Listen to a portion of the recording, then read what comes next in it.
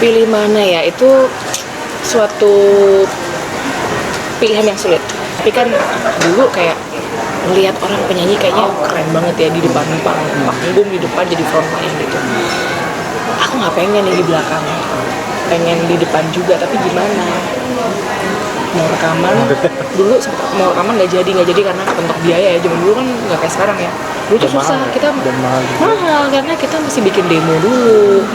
Wah, nggak ada sosmed gitu. Nah akhirnya tahun 2011 masuk tuh ke Ekute. Oh, 2011 tahun. Itu dari gue udah SMA itu. Wah, berarti lo tua juga lo udah SMA. Biasanya kehidupan nyokap gue lah bisa membawa gue sampai sekarang. Nyokap gue udah nggak ada, tapi beliau yang selalu percaya sama gue, yang yang narik ulur kayak layangan. Kapan gue harus maksudnya maju atau kapan gue harus tahan dulu apa segala macam tuh nyokap gue gitu. Ayalah yang nyata serta angan-angan, berjuta mimpi dan harapan, semua tumbuh jadi satu.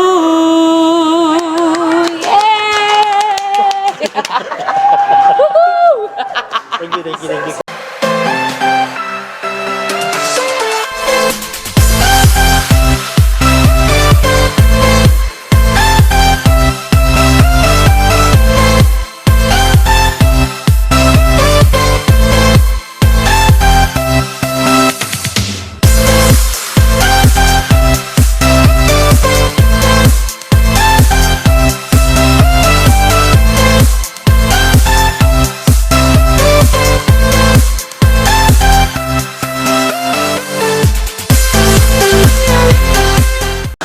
Kita mulai kan?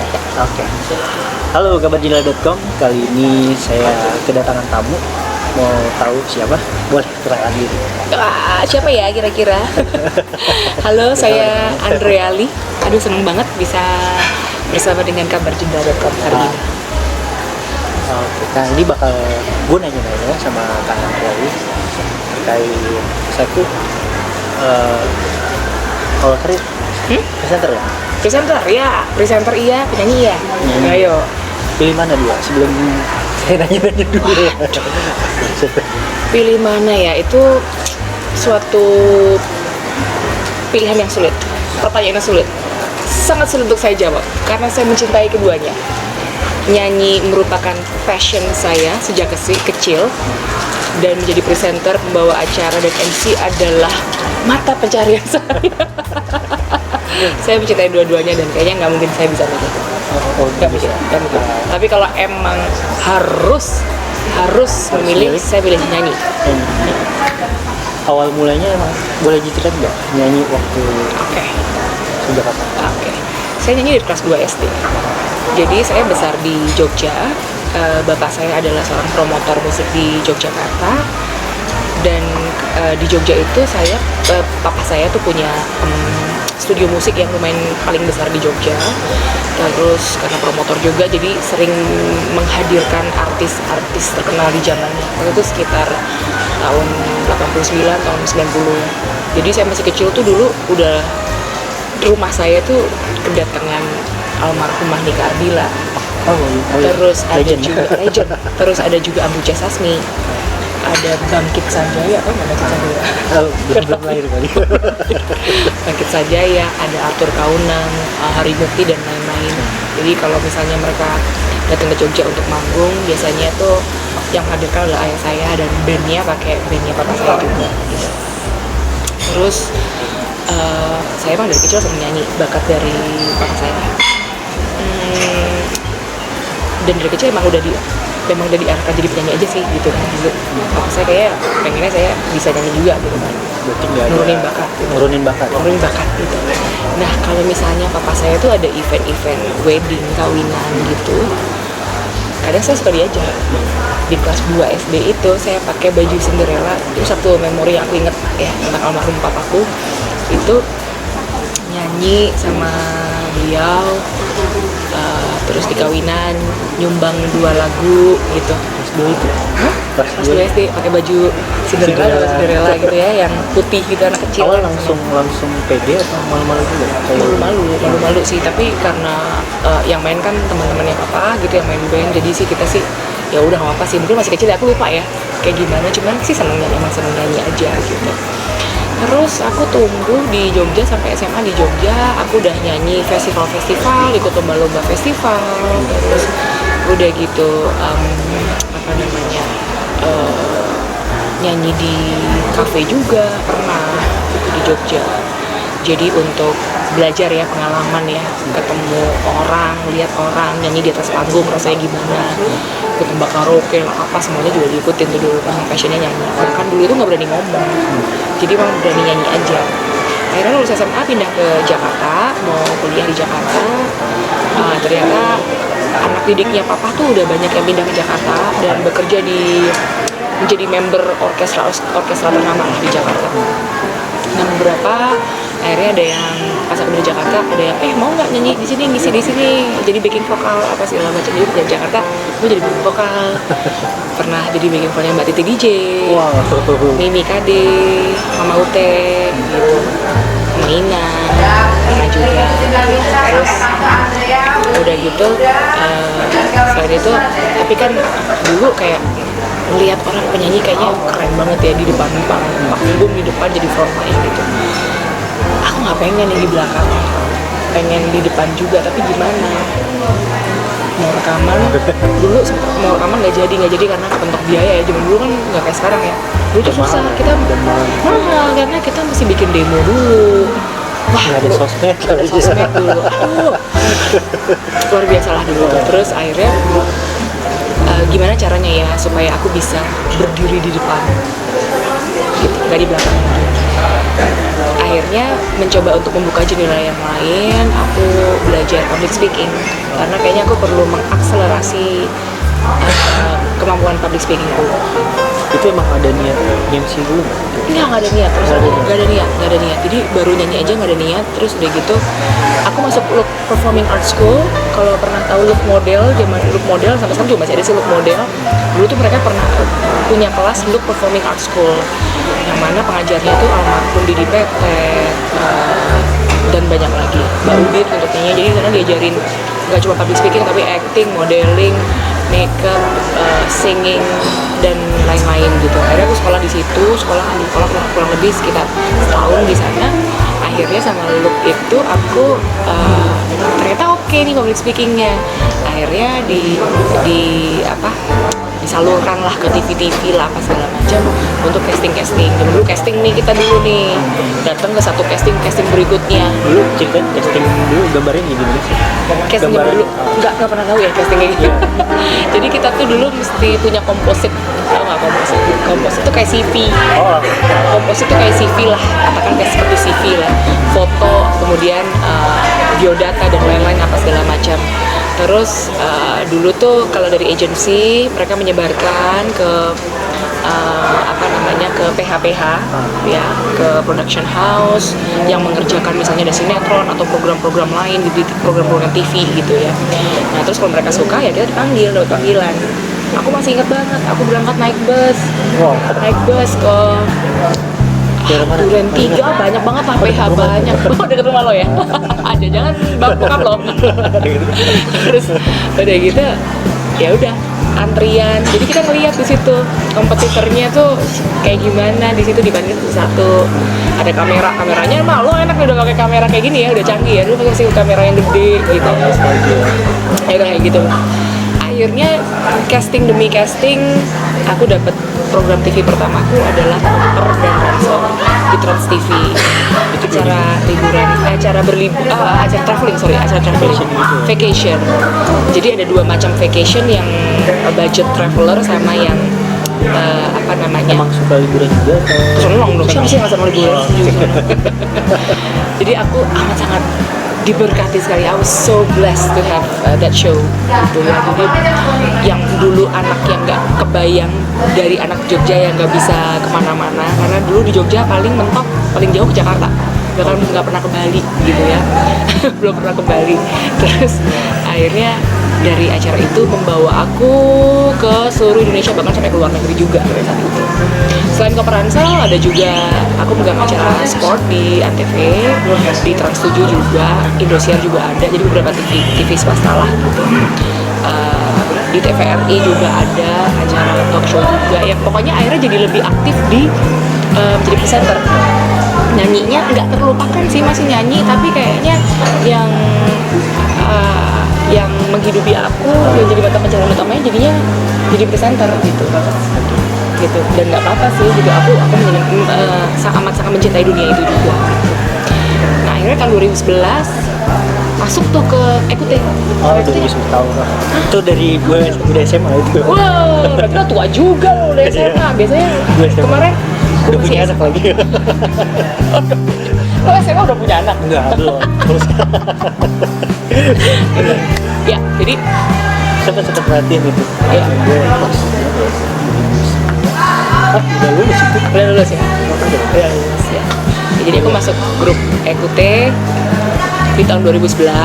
Akhirnya senang banget bisa berkontribusi di dunia musik gitu ya, masuk ke dunia recording yang sebelumnya nggak bisa tercapai ya. Iya, nyoba-nyoba gitu ya, nyoba-nyoba audisi gitu kan, nggak tahu bandnya buat siapa. Oh ternyata buat EQT. Oh wow, senang banget akhirnya. Walaupun agak grogi juga karena terbiasa MC, membawakan acara, banyak acara-acara serius juga. Terus sekarang bisa jadi pensi. Sebelum ikut tuh ada band lain kan, maksudnya sebelum gabung ke situ untuk recording ada. Itu yang pertama. Itu yang pertama. Gimana perasaan lu pas? Senang banget lah. Senang banget, ini gue udah bilang.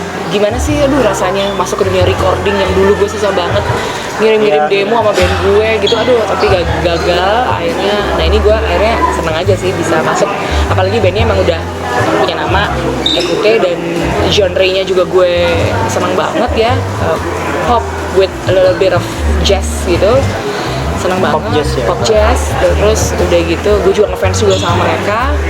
Akhirnya bisa masuk di EQT itu luar biasa sekali. Cuman memang challenging, ya senang tapi it's quite challenging. Tantangannya juga ada. Tantangannya tuh gantiin vokalis sebelumnya. Oh si Delia gitu. Yang mana kan EQT udah nempel banget sama Delia ya. Kayak aku rasa semua band gitu ya. Akan ya agak challenging lah buat vokalis yang menggantikan vokalis lain, itu agak challenging gitu. Tapi sih nggak masalah akhirnya, karena apa, teman-teman EQT itu semuanya supportive banget, manajemen juga, dan feedback dari E-Lovers tuh nama fansnya EQT juga, mereka welcome banget dengan kehadiran gue pada saat itu, dan gak ada masalah dan sih. Pengalaman apa sih yang pas di EQT itu yang banyak banget. salah satunya? Wah, gue tuh setiap mau naik panggung sama EQT tuh tangan gue basah dingin, karena apalagi kalau udah pensi, karena pensi itu kan SMP, SMA gitu ya, biasanya segala macam. Sedangkan gue biasa berhadapan dengan Bapak Ibu Menteri gitu, jadi pasti kan beda ya. Gue nggak tahu nih ekspektasi anak-anak SMP atau SMA ke gue tuh gimana pada saat itu. Kalau saya waktu itu umur gue sekitar 28 tahun, 29 tahun. Nah jadi, aduh gimana ya ekspektasinya kayak gitu. Tapi ternyata welcome, karena ternyata kebanyakan fansnya EQT itu benar-benar fansnya EQT. Jadi bukan fansnya si frontline, si A, si B, atau si C gitu. Tapi ya? Bukan karena vokalisnya. Iya, tapi memang pecinta lagu-lagu EQT gitu. Jadi gue senang banget sih. Dan kalau suka dukanya sih banyak banget, dari yang gue lupa lirik sampai gue noleh ke pemain keyboard gue gitu kan, apaan liriknya apa gitu, sampai yang begitu gitu. Pokoknya seru banget karena bayangin gue langsung harus menghafalkan lagu-lagu dalam waktu yang sangat singkat, itu tantangan banget ya gitu. Jadi ya, tapi ikut tur juga kan? Iya, ikut tur juga. Jadi seru sih, itu momen berharga yang nggak akan gue lupain ya. Selalu menjadi bagian yang penting di hidup gue gitu, EQT itu. Nah, untuk ke depan dirimu sendiri tuh akan untuk terkait musik ya, yang kamu terkait musik kan keluar dari EQT tahun 2020 awal kemarin. Sebelum pandemi masih sudah? Pas keluar itu sebelum apa sih sudah pandemi? Oh, sebelum Sebelum. di Januari 2020. Apa yang membuat lo memutuskan untuk ini keluar nggak? Karena Dan itu kan keputusannya pasti lama juga loh.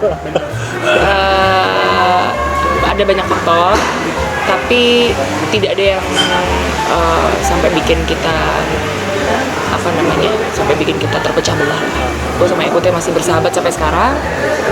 Lebih ke kita sebagai manusia kan ada ego-egonya dikit lah. Nah, kita mau kesampingkan itu gitu. Jadi karena gue nggak mau egois, teman-teman juga nggak mau egois juga. Jadi ya akhirnya gue harus milih salah satu gitu, antara Ekute atau gue berkarir gue masih menjadi pembawa acara, presenter atau apa.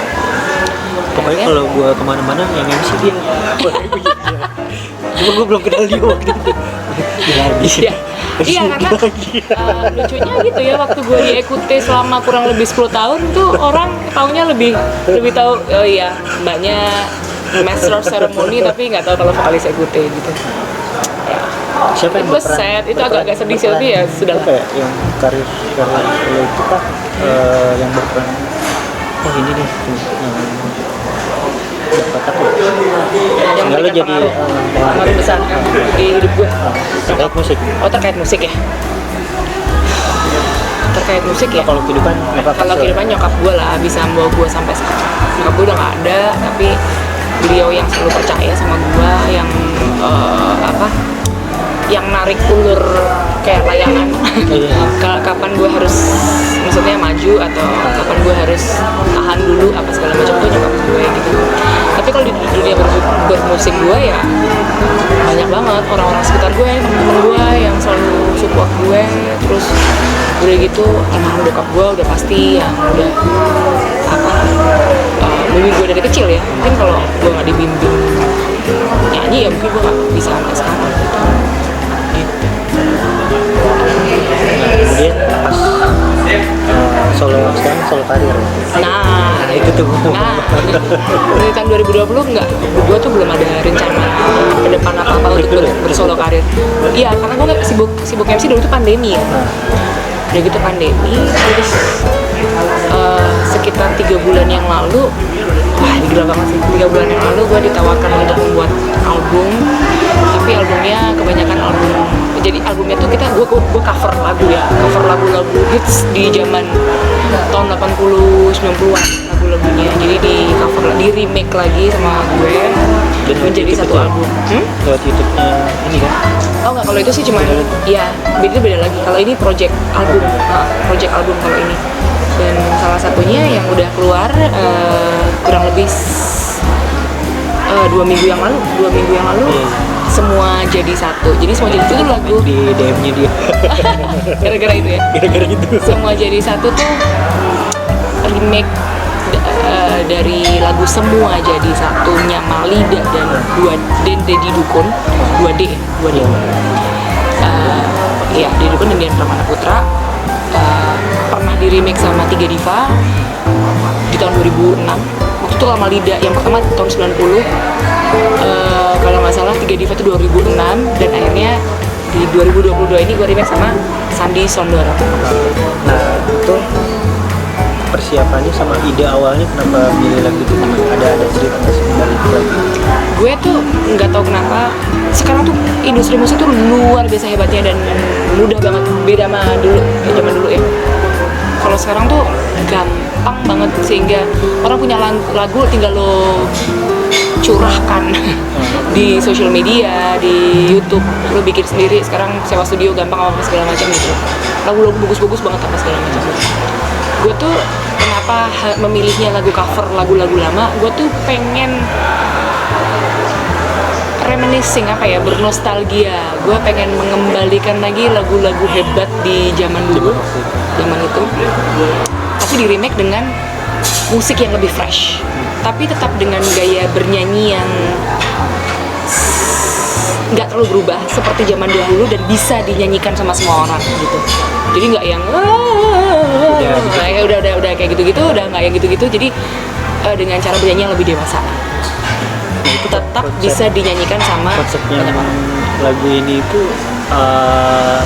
ada nggak sih yang produksinya itu riwayatnya di mana terus sampai emang bagus sih kalau gitu bagus. Menurut lo gimana lagunya? Iya, Fresh, energetic, fresh and energetic. Banyak orang bilang kayak gitu. Kebetulan gue dapet produser, music arranger luar biasa, namanya Dennis Nusi. Dia terus terang aja gue pengerjaan, gue kenal dia, gue ketemu dia. Prosesnya amat sangat singkat dan proses pengerjaan satu album itu kurang lebih kita selesaiin 2 minggu. Gak nyampe 2 minggu, 12 hari. 12 hari gue take vokal. Akhirnya nggak nyampe 10 hari lah. Nggak nyampe itu 10 hari. Dan di album ini gue selain menggandeng Sandy Sondoro, tapi juga menggandeng idola gue Hedi Yunus dan juga Ryan Pono. Iya, di album nanti ada. Oh, ada lagi. Iya, albumnya akan hadir. Kalau dari sekarang kita interview nih, 2 hari lagi akan hadir albumnya. Kemarin kita keluarin single dulu gitu. Jadi gue pengen membawa lagi sih ke lagu-lagu yang berjaya di zaman dulu ke era iya 80 dan 90. Nah itu kalau yang terkait lagu yang ini yang jadi satu feel kalau sama Bang Om Sandy Sondoro itu gimana ya? Dirinya ya, aja atau emang dari selain ternyata sebelumnya memang gue sering banget berduet di acara-acara off air ya sama beliau ya. Kita sering duet, terus pernah nyeplos aja lah, kita bikin sesuatu yuk, bikin apa kayak gitu lah. Nah pas gue punya project ini, gue bilang bahwa salah satu artis yang gue pengen ini bisa duet bareng adalah Sandy.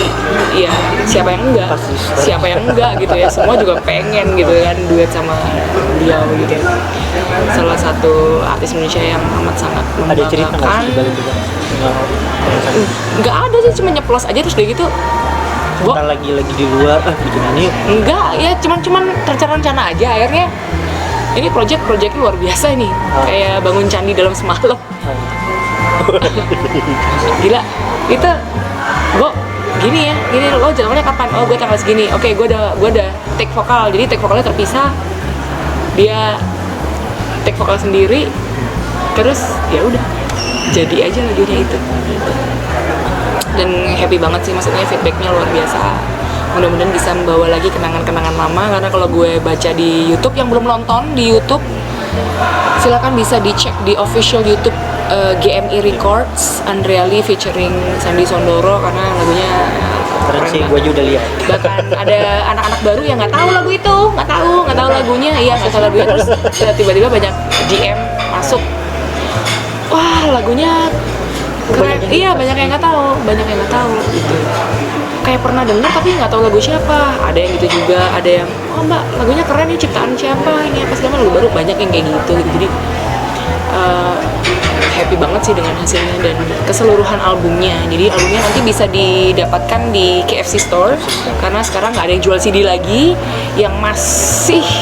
Yang tetap mendukung musik Indonesia dan menjual fisik adalah cuma di KFC. Jadi silakan teman-teman bisa didapetin ya di KFC Store seluruh Indonesia. Jadi kalau beli paket, silakan beli paket yang ada CD-nya, CD gue. Gitu. Ya terkait yang ke depan nih albumnya itu tadi kan 2 hari lagi, bocorannya konsepnya kayak gimana? Kan emang balik lagi ke nostalgia lah ya. Iya. Konsepnya kita mengenang kembali. Bikin video klip lagi kayak. Semoga. Video klip baru 1, semoga bisa. Pengennya sih bikin video klip lagi. Gitu. Pokoknya ini harus sih dengerin, bisa sing along with your mom or with your dad, with your auntie or uncle or maybe your grandparents. Ini lagu-lagu di zaman-zaman mereka, lagu-lagu yang asik banget untuk bisa dinyanyiin, nggak ribet dengan gaya bernyanyi dengan improvisasi yang gimana, tapi masih bisa tetap dinikmatin gitu, tapi dengan musik yang lebih fresh pastinya gitu. Nah, buat album juga, MC juga, ngatur jadwal gimana? Itu dia pekerjaan manajer gue tuh di sana. Pusing.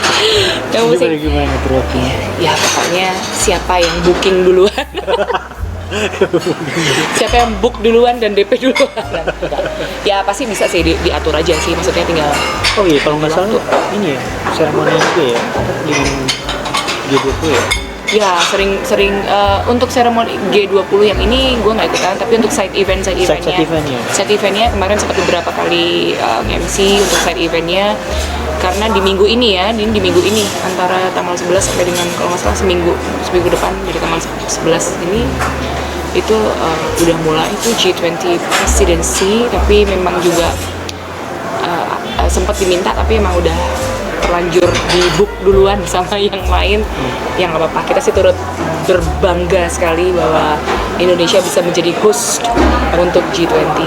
Gue mau nanya soal sekarang konser, isunya tuh kalau misalkan lagi dipertunjukkan soal keamanan, itu tanggapannya gimana? Kalau itu sih sekarang lihat kan, ya pada pingsan, ironis banget ya. Kemarin kita nggak boleh keluar, banyak yang musisi iya makanya ya semoga sih harapannya penyelenggara teman-teman panitianya bisa dipikirkan lebih matang dan lebih baik lagi, mengingat pandeminya kan belum selesai ya, kan tetap ada nih virusnya, tetap ada di mana-mana. Itu satu yang pertama.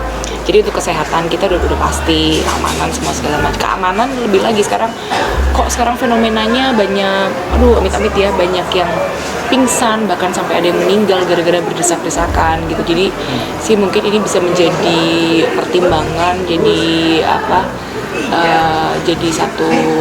satu hal yang harus dipikirkan lebih matang lagi. Jangan hanya meraih keuntungan saja, tapi juga keselamatan juga harus dipikirkan. Supaya apa sih?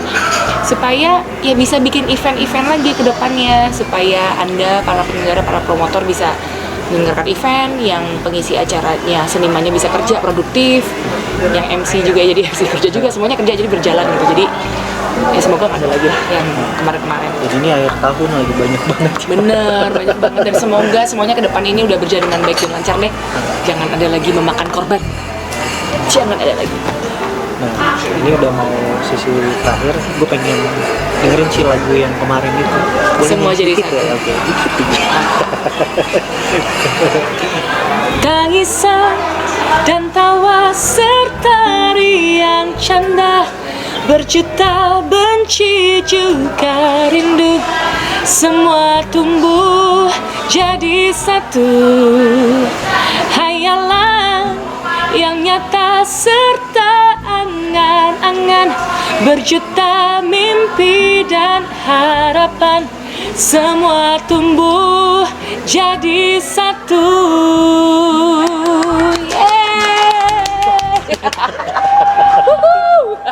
Thank you, Kak. Yeah. Don't forget to like, to share, and to subscribe. Thank you. Terima kasih banyak. Kabarcerdas.com, terima kasih Mas sudah berkenan menginterview saya.